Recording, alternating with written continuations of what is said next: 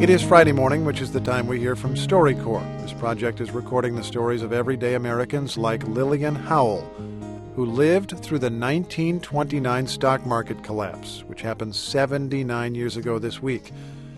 Lillian Howell was 10 years old at the time, and she recalls how her family's life changed in the weeks that followed. My father worked at Kroger's in central downtown Cincinnati, Ohio.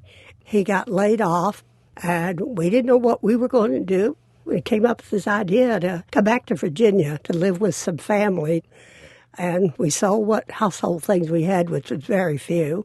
But we took the one prized possession that my mother had, an ivory dresser set.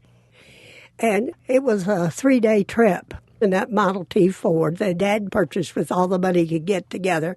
There were no filling stations. There were no motels. Many of the roads weren't even paved. Sometimes the curves were so bad, Dad was afraid he'd run off the road and he'd have us get out of the car and walk. Somewhere along the way, we were out of money.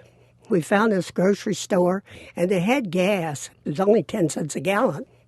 So Dad remembered that dresser set, and he said, there's nothing to do but to pawn it. We've got to have the money, we've got to have food, we've got to have gas. And my mother, she reluctantly gave up her prize. Our last night, we slept on the road, and it was cold, and the wildcats were just howling. And I was so frightened, and Dad built a fire, and he said, as long as I keep this fire going, they're going to stay on that side of the river, and we're going to stay on this side of the river. And the next day, we arrived at my mother's sister's. The thing I remember most was when we got to Aunt Mamie's, we were so welcome. It felt so good to have somebody that cared about you, that seemed to want you, who loved you, but most of all, that people shared what they had. They gave us a bed, and after being in that car and sleeping out on the road, that bed felt so good that I just felt wonderfully warm and secure. And it was just the way that people gave to each other that helped us through the toughest times.